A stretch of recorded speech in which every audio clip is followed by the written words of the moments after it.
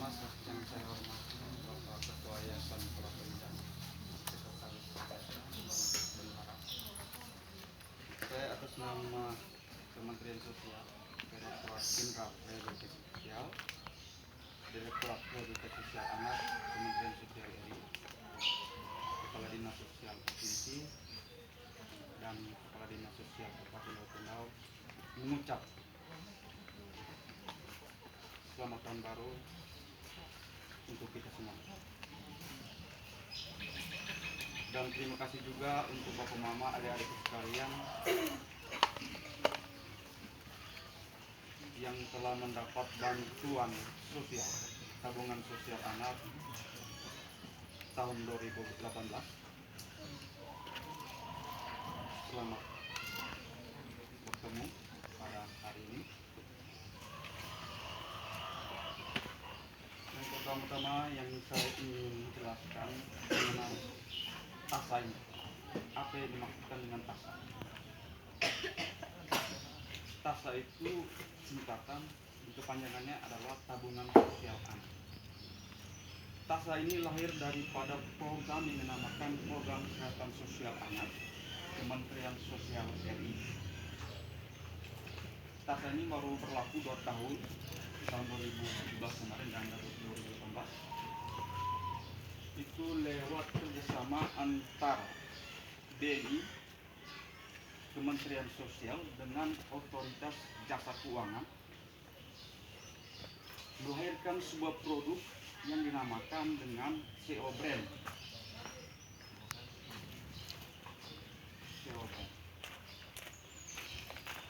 Selanjutnya dari kesepakatan itu mereka membuat suatu bantuan sosial untuk anak-anak, baik anak yang ada di dalam panti maupun anak yang ada di luar panti. Tabungan sosial itu diberi nama Simpel TASA, Simpanan Pelajar Tabungan Sosial Anak.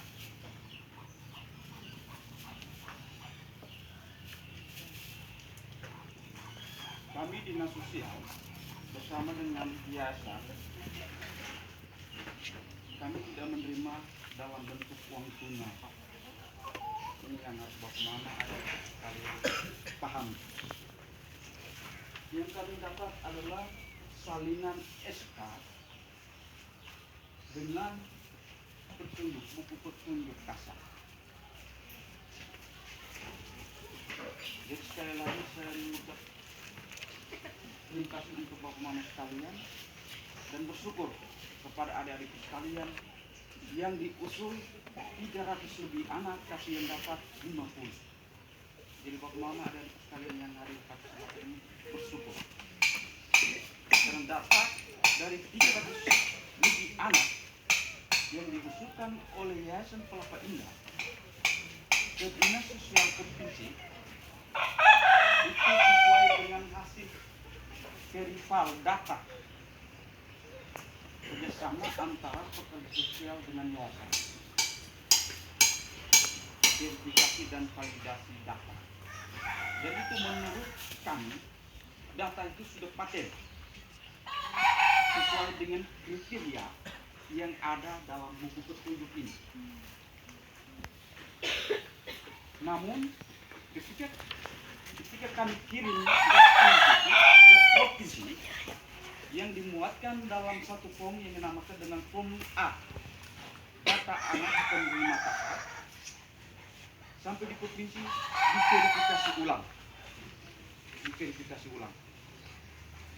Jadi dari data 300 lebih anak, kebanyakan anak karena Yayasan Pelapa Indah mengasuh anak terlantar luar panti, makanya itu yang di bawah 5 tahun dihapus. Khusus kategori anak. Jadi yang di bawah 5 tahun itu disebut dengan balita terlantar, bukan anak. Yang dimaksudkan dengan anak adalah yang berumur 6 sampai dengan 18 tahun. Maka dari itu kita mendapatkan 50 orang anak. Bapak bisa paham apa yang saya maksud? Setelah data itu diverifikasi, Dinas Sosial melakukan olah data. Datanya merujuk pada form yang dibuat oleh BNI. Form yang dibuat oleh BNI. Jadi di situ ada salah satu form, yakni tentang NIK. Jadi anak yang tidak memiliki NIK, otomatis namanya tidak terbaca. Jadi bapak-bapak sekalian, akte dengan kartu keluarga itu sangat penting untuk anak. Jangan dianggap remeh. Sekarang ini urusan apa-apa harus memiliki akta, harus memiliki kartu keluarga. Bantuan apapun bentuknya. Karena semua sekarang itu melalui sistem online. Dengan ketik ini saja, orang sudah tahu.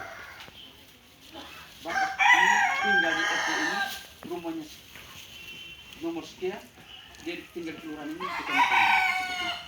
Jadi yayasan tidak bisa memanipulasi data anak. Bapak-bapak sekalian seperti itu. Jadi setelah data itu dikelola, Dinas Sosial Provinsi mengirim data anak yang telah diverifikasi mengumpul orang anak tadi ke pusat, ke Kementerian Sosial. Setelah itu Kementerian Sosial olah data kembali lagi, bekerjasama dengan BNI, terbitkanlah nomor rekening anak sesuai dengan data yang kita terima melalui form A. Karena bantuan ini ada dua dana. Ada satu dinamakan dana pusat, yang satu kan dinamakan dana dekonstruksi. Sebenarnya itu semuanya dana pusat. Tapi karena beban kerja kementerian terlalu besar, akhirnya dana tadi itu dilimpahkan ke Dinas Sosial Provinsi untuk dikelola. Setelah Dinas Sosial menerima data anak bersama dengan nomor rekening tadi, selanjutnya Dinas Sosial melakukan pengajuan melalui KPPN.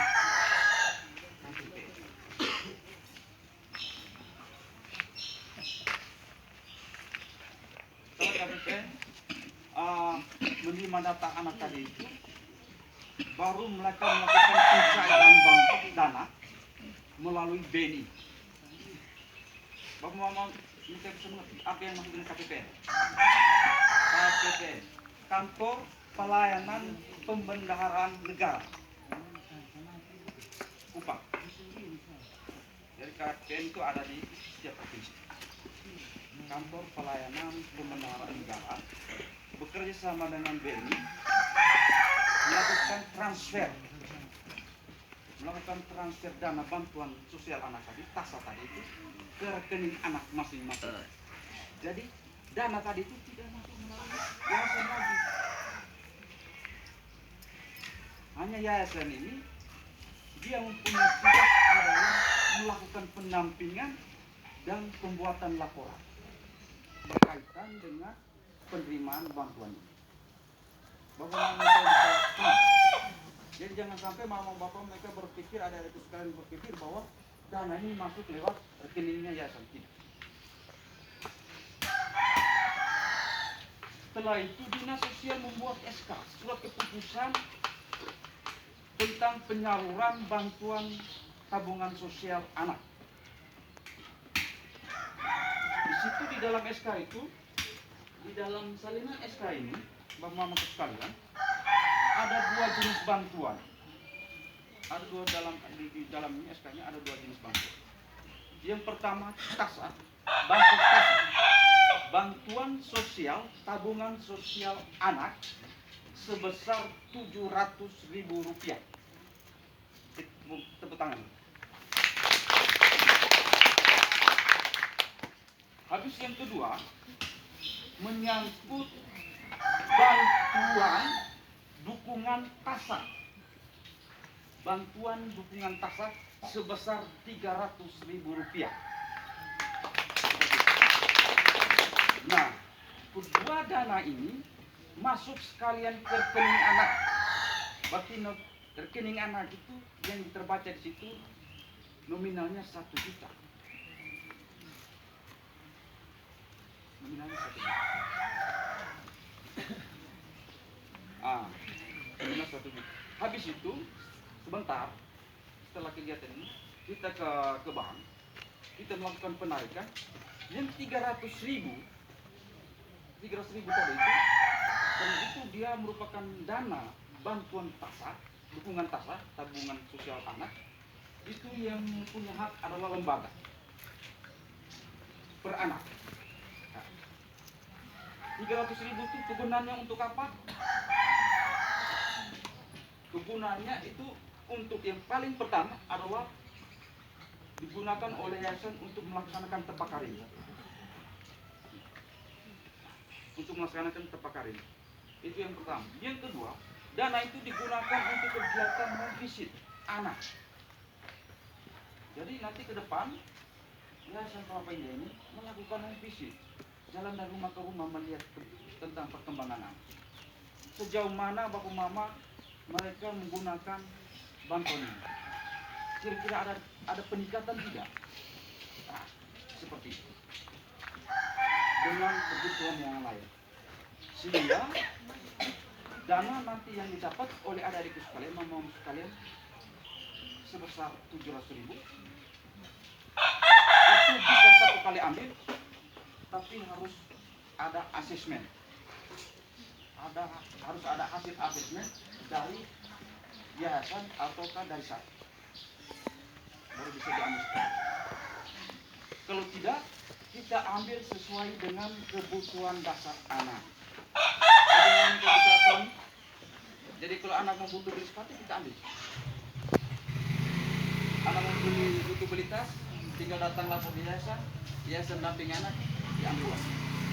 Seperti itu. Kalau memang ambil satu kali, silakan datang lapor ke yayasan, akan mau ambil uang sekian. Tapi harus ada asesmen. Alasan apa aku sampai bisa ambil uang sebanyak itu?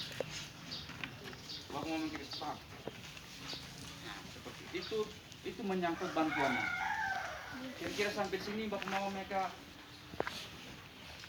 bisa terima atau kan ada pertanyaan?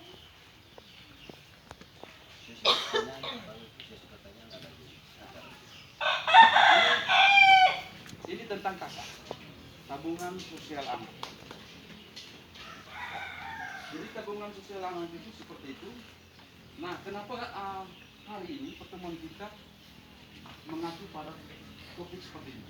Temu penguatan anak dan keluarga yang disingkat dengan TEPAK. Program ini salah satu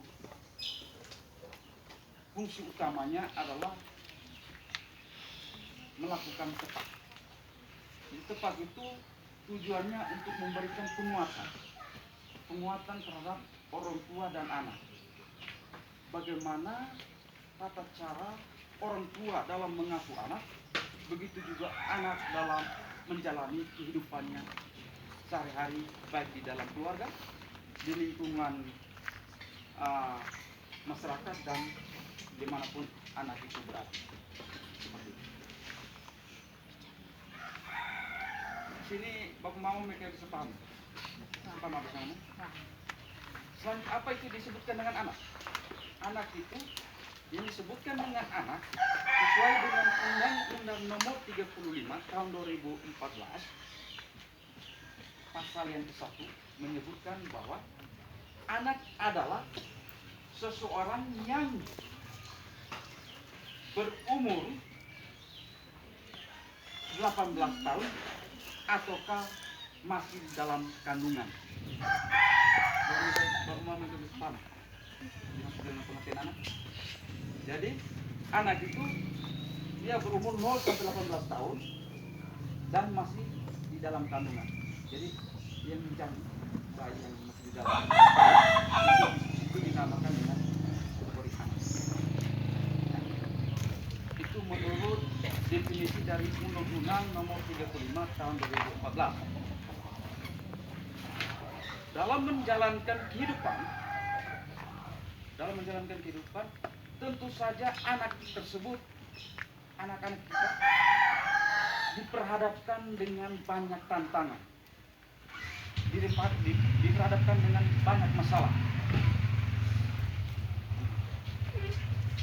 Seperti itu. Salah satu tugas daripada itu adalah bagaimana kita orang tua menjaga dan mengawasi anak dengan baik. Seperti itu. Ada 4 bentuk kekerasan yang sering terjadi terhadap anak. Yang pertama, kekerasan seksual. Yang kedua, kekerasan fisik. Yang ketiga, kekerasan emosional. Dan yang keempat adalah kekerasan ekonomi. Di dalam kekerasan ekonomi ini ada 2. Yang satu adalah penelantaran, yang kedua tentang eksploitasi anak. Yang dimaksud dengan eksploitasi anak adalah anak yang masih di bawah umur tapi sudah dipekerjakan untuk menghasilkan uang. Itu seperti itu. Jadi program ini bukan saja bapak mama mereka hanya mendapat bantuan dan menggunakannya, tapi mendapatkan penguatan. Seperti itu. Kita kembali lagi kepada kekerasan yang paling pertama, kekerasan seksual. Kekerasan seksual ini bentuknya macam-macam. Dan di sini, di Rocky and Down, yang mendampingi anak-anak seperti itu hanya 1 orang. Di dinas sosial itu hanya 1 orang, hanya saya sendiri. Tanpa laporan sosial dari saya, ketika mau mereka mendapatkan atau menemukan masalah seperti itu, mau mereka lapor ke polisi mereka belum bisa menindaklanjuti berkasnya mereka. Harus menunggu laporan sosial dari saya dulu. Jadi pihak kepolisian nanti bersurat lagi ke saya, bersurat kepada saya. Daftar kekerasan seksual tertinggi tahun ini itu sebanyak 40 kasus. 40 kasus. Mohon maaf bapak-bapak sekalian, kekerasan seksual ini bukan hanya terjadi di lingkungan masyarakat saja, tapi sudah mengarah kepada lingkungan sekolah. Daftar tahun ini ada tindak kekerasan seksual yang terjadi di lingkungan sekolah. Di salah satu SMA di Eropa.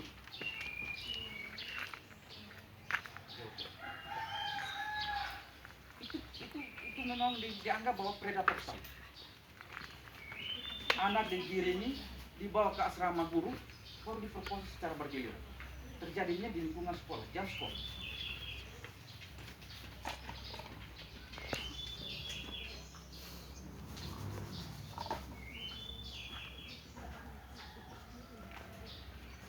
Faktor utama penyebab kekerasan seksual seperti ini adalah yang paling pertama adalah kurangnya pengawasan daripada orang tua terhadap anak. Faktor utama. Yang kedua, faktor lingkungan sosial.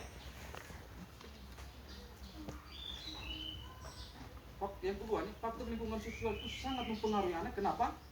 Karena anak seringkali mengekspos diri,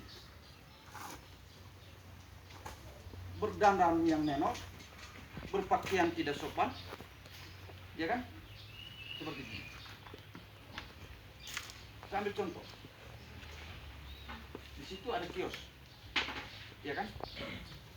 Mama punya ini, mama punya anak perempuan. Ketika dia ke kios, sebelum dia sampai ke kios, di situ ada kumpulan anak muda, laki-laki yang duduk di situ. Dia keluar dari dalam rumah, berdandan yang menor, pakai pakaian yang tidak sopan, contohnya pakai cewek, dia jalan di depan laki-laki. Sebagai laki-laki normal pasti dia tumbuh ketertarikan. Itu pasti kita akan tahu. Dengan cara apa saja pasti dia akan dapat.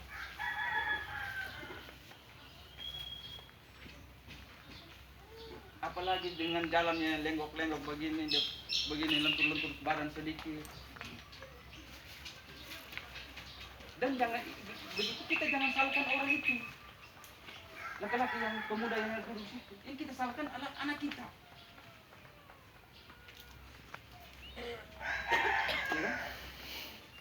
Begitu juga kepada diri kita sendiri. Kita salahkan diri kita sendiri. Kenapa tidak tegur anak seperti itu? Ketika ada terjadi sesuatu, baru kita salahkan orang lain. Ya kan? Ketika ada terjadi sesuatu terhadap hidup anak perempuan, baru kita salahkan ke yang bersangkutan atau pelaku tadi. Kekerasan seksual itu banyak bentuknya. Termasuk pencabulan tadi, pelecehan seksual. Pelecehan seksual itu bukan hanya ada begini. Dengan siul itu sudah termasuk pelecehan seksual. Bapak mau mikir apa? Tapi termasuk. Apalagi dia buang pakai bahasa yang mungkin yang kurang sopan. Anak pulang lapor mama. Tadi dia omong begini. Ini jadi masalah. Lapor polisi. Itu yang kekerasan seksual. Itu contoh yang sangat sederhana untuk adik-adikku sekalian, karena di sini saya sendiri yang tangan.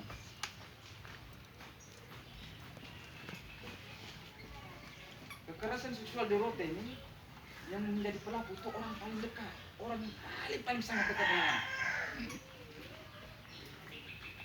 Tahun ini saja, tahun kemarin ada ayah kandung. Kandungnya menyetujui anak sampai dengan anak.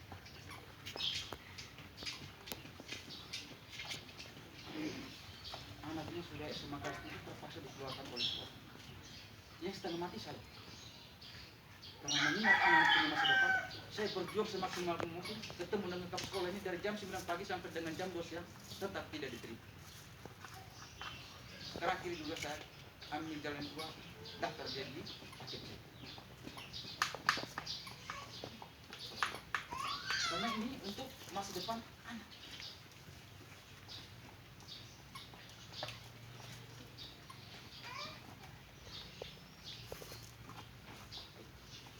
Habis yang masuk yang kedua itu tadi tentang kekerasan emosional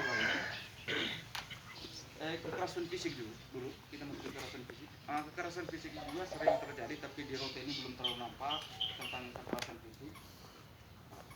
Kekerasan fisik itu contohnya menampar anak, memukul anak, contoh yang ada. Habis itu kekerasan emosional itu gabungan daripada 4 kekerasan tadi. Membentak anak, memarahi anak, itu termasuk dalam kekerasan emosional. Habis kekerasan ekonomi tadi seperti saya jelaskan tadi, yang pertama dia ada 2 kekerasan ekonomi, ada 2. Yang pertama tentang penelantaran anak. Kenapa dia masuk dalam kategori kekerasan ekonomi? Karena begini Bapak sekalian, ada sekalian, seringkali orang tua sibuk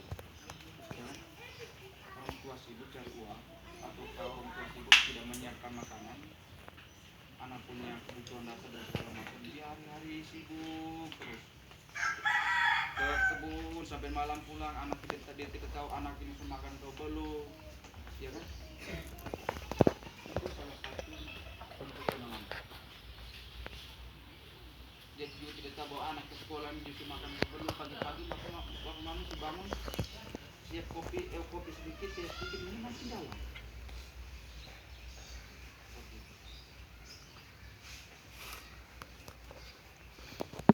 Ataukah membiarkan anak sendiri tinggal di sebuah rumah tanpa pengasuhan pengganti, ya kan? Akibat dari ekonomi dia mencari uang. Padahal ya anak yang ditinggalkan itu masih di bawah umur. Kasihan. Ada apa-apa terjadi terhadap anak siapa yang salah? Kalau mau kayak begitu, kalau mau cari uang, titiplah kepada orang atau pengasuh yang bertanggung jawab terhadap anak.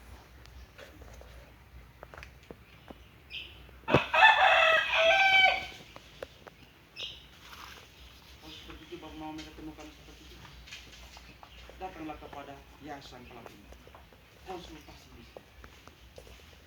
Ya, jangan curah di dalam hati sendiri.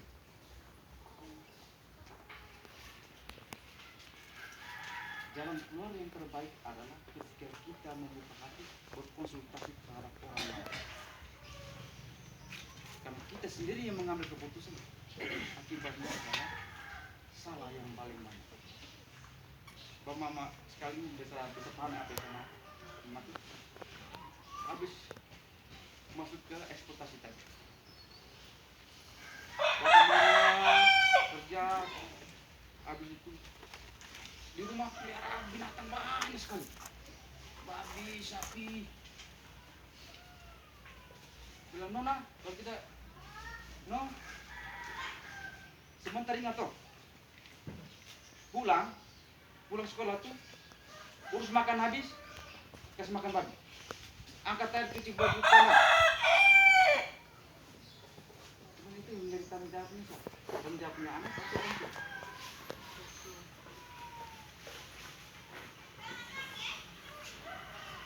Jadi di sini saya mau menjelaskan kepada bapak mama mereka bahwa kadangkali kita ini juga semua ada salah kaprah tentang pengalaman terdepan.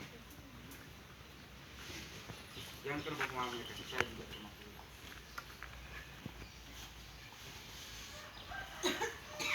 Memanjakan anak bukan berarti kita mendisiplinkan anak. Mendisiplinkan anak bukan berarti kita melakukan tindak kekerasan terhadap anak. Terlalu memanjakan anak juga sama, ya kan? Mendisiplinkan anak sampai dengan kekerasan juga.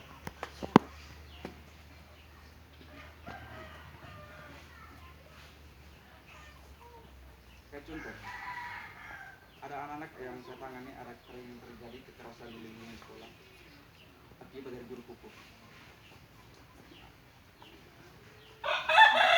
Sehingga orang tua menyalahkan pihak sekolah, guru. Padahal itu salah satu bentuk daripada mendisiplinkan anak. Contoh yang paling sederhana adalah peraturan sekolah jam 7 sudah di dalam kelas.